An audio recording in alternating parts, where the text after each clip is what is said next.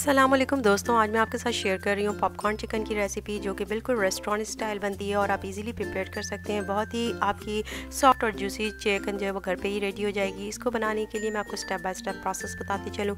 हमने कॉर्नफ्लोर लिया है 1 टेबल स्पून के करीब। एक बॉल में आप ये सारे इंग्रेडिएंट्स रेडी कर सकते हैं। उसमें हाफ़ टी स्पून के करीब जो वो बेकिंग पाउडर ऐड किया है। Salt according to taste add कर रहे हैं। लाल मिर्चों का पाउडर हाफ़ टी स्पून है, आप चाहें तो पेपरिका भी यूज़ कर सकते हैं। हाफ़ टी स्पून हमने यहाँ पर काली मिर्चों का पाउडर ऐड किया है। सिरका, सिंथेटिक सिरका मैं यहाँ पे यूज़ कर रही हूँ, 1 टीस्पून ऐड किया है। डार्क सोया सॉस 1 टीस्पून के करीब है। और इसके साथ साथ जो है वो यहाँ पर मैं ग्रेटेड गार्लिक यानी कि कुटा हुआ लहसुन जो है वो मैंने यहाँ पर ऐड किया है 1 टीस्पून के करीब। इसके अलावा हम 1 एग मैं यहाँ पर ऐड करूँगी और उसके बाद हमने इसको बहुत ही अच्छे से हैंड से ही अच्छा सा ब्लेंड कर लेना है। 1 टोन का मिक्सचर आपका फॉर्म्ड हो जाए।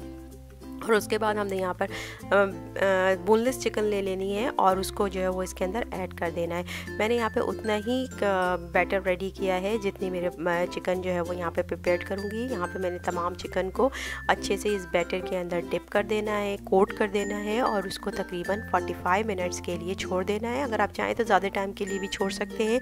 उससे बहुत अच्छा जो है वो ये चिकन जो है वो मैरिनेशन को एब्सॉर्ब कर लेती है और बहुत अच्छी चिकन जो है वो रेडी हो जाती है। यहाँ पर तकरीबन मैं इसको मिनिमम 45 मिनट दूंगी। उसके बाद मैंने ब्रेड क्रम्स लिए हैं 1 टेबल स्पून के करीब। मैदा 1 टेबल स्पून के करीब लिया है। ये हम कोटिंग के लिए मिक्सचर रेडी कर रहे हैं। इसके अलावा राइस फ्लावर मैंने ब्लैक पेपर के साथ जो 1 टीस्पून ब्लैक पेपर डालकर उसमें ऐड कर लिया था।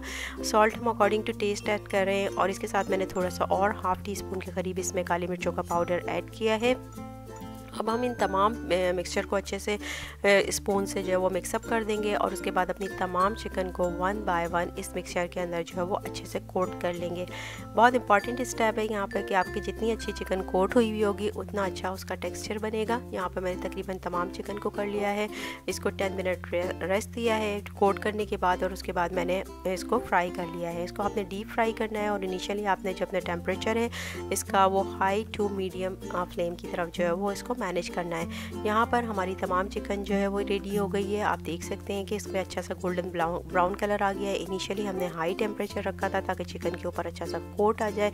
देन हमने फिर इसके ऊपर मीडियम टेम्परेचर रखा है ताकि चिकन जो है वो अंदर से जूसी और बहुत अच्छी सी जो है वो गल जाए और बहुत अच्छा उसका फ्लेवर बन जाए। यहाँ पर आप देख सकते हैं कि तकरीबन 7 मिनट लगे हैं मुझे पूरी चिकन फ्राई करने में और उसके बाद हमारी चिकन जो है वो बिल्कुल रेडी हो गई है और हमने उसको जो है वो प्लेटर में सेट कर लिया है।